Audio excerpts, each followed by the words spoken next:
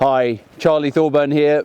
Welcome to Mordor Gundogs. I've had lots of people asking very politely, can we do some more with Labradors? Absolutely, we've got way more Labradors than we do Cockers. We just, I guess we started off with Cockers because we get so many questions and so many people with issues with Cockers, whereas Labs are great. You know, if you get a nice Lab from a nice place, they're sort of kind of half trained before you even get them. But we're going to start doing a little series on Labradors, and we're going to start off with, this is the youngest puppy we've got at the moment. We've got some little red Labradors due in about a month's time, hopefully, but obviously we won't be doing anything with them for a while, but you'll get to see them on our Instagram to start with. But this little puppy actually doesn't have a name yet, so what we do when they're puppies is we obviously have them microchip them, and we know who they are because they've been microchipped, but we call them by their mum's name, and it kind of confuses some of the people who get a young dog from us, because on their vaccination card it goes Arky puppy, and they're like, what? And anyway, this dog, his mum is called Arky, and Arky is one of our dogs that we bred, and her mum is Chino, who you'll have seen on some of our videos as well, and her mum before her was Storm, and her dad is Hades, and very much like our line of dogs. I think this one's 9 generations of our breeding. So where do we start? We do all the same things with a Labrador. We just want to encourage them to follow us around. The massive advantage of Labradors over Spaniels and Pointers and stuff is they just kind of want to be with you. Up, up, he says as the puppy runs off into the distance. Up, up, up. Hello, hello. Sit.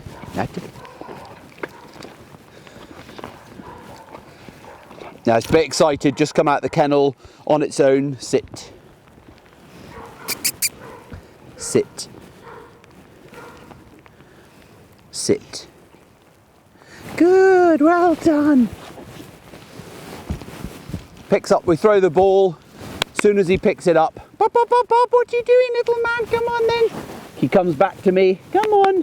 And if he doesn't, we just make a beeline for the gate. Come on then. He's just having a little bit of trouble holding the ball, but he's kind of having a little bit of fun tearing around. Hey, hey, hey, come on. So at the moment, you know, I don't want to let this continue, okay? So what we'll do is we'll just head back out the gate. Come on, puppy, come on in, come on in. Come on in.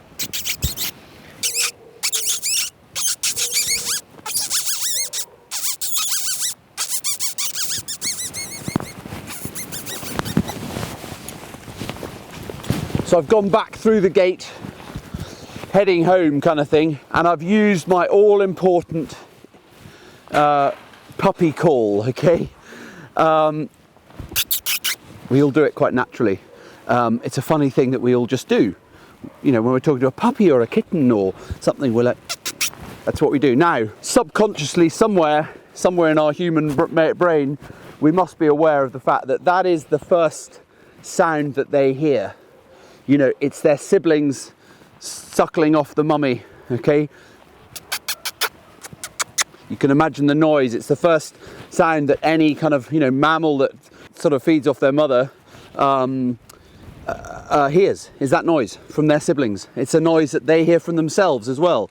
So they associate it with just the best thing in their life, the only thing in their life when they're young. So it's something we continue to do with them as they're training. Now, when he was down here just messing around with the ball and I went through the gate there and I suddenly started going, he pricked his ears up and he kind of came after me.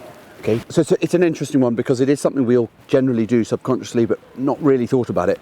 But there is a lot of logic behind it, as there is with most things that we do.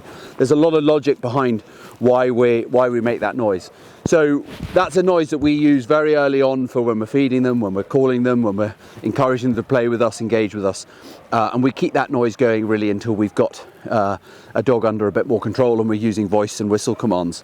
But even sort of young dogs, even almost as young, almost as old as Waffle, occasionally will still be, come on, we'll just use that noise. So that's just quite a useful little thing. Now, when this little guy was on the ground, he was just having a lot of fun with the ball, which is kind of, it's, you know, a lot of people would look at it and go, oh, well, he's just a puppy and it doesn't really matter. And yeah, there's definitely an element of that, but what we've got to be really careful of is we get that balance between he's just a puppy and he's messing around, and he's then just messing around and he's really not interested in me. So we want to do a lot of running away from him, a lot of encouraging him to come to us. I'm going to do a little bit more of that now, but these are just the key things. He's not going anywhere near a lead for a good month or two. We'll get him to sit for his breakfast every morning and his lunch and his tea. I got him to sit out in the field a second ago. We're not looking for anything too complicated. Just keep it really simple, but the most important thing is we just want to get this bond, get him following us around. And then we had a phone call the other day from one of his sisters, and they were asking some advice, and one of the things that they're not doing enough of is they're not allowing the puppy to sleep. So ours are sleeping for 2 hours and then they're up and they're out. They're sleeping for another 2 hours, then they're up and they're out. They weren't doing that. He was in the house. It's up with them all the time, busy, and it won't settle. Sometimes you have to force settle them. You have to teach them how to settle. Like you'd put a baby in a crib and just tell it has to go to bed, and it rattles the bars and it screams and says, I don't want to, and mummy knows best. It's kind of the same with a puppy. So it's really important that they have downtime, a lot of sleep, so that they can grow. And we saw a picture of their puppy versus this one, and it's a bit leggy and it's not, body hasn't got time to fill out and put beef on, put weight on, because it's too busy, alert all the time, burning off all of its energy. Come on then. Come on then. So lots of just the usual stuff that you've seen me all doing before. Running away. Really important thing is every time you recall a dog, get hold of it just by its scruff, put your thumb round its collar. It doesn't matter what you do, but get in the habit of stopping the dog from just thinking that all it's got to do is come within range of you. So many people I see, the dog comes running back and gets to about here, and then it sort of circles around them, or it gets to here, does a high five and runs off again.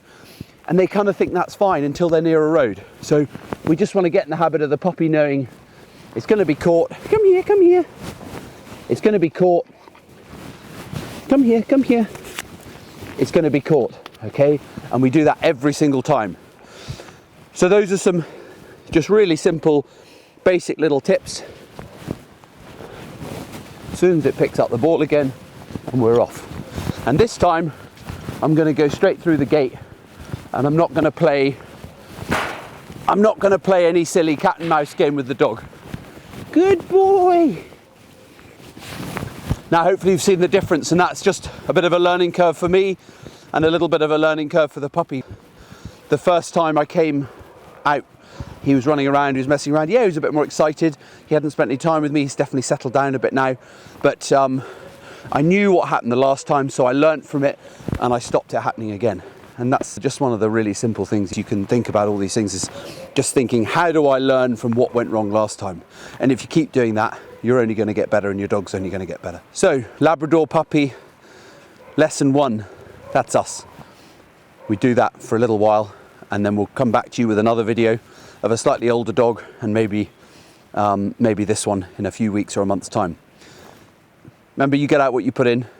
I hope you've enjoyed watching. Me and this little guy will see you next time.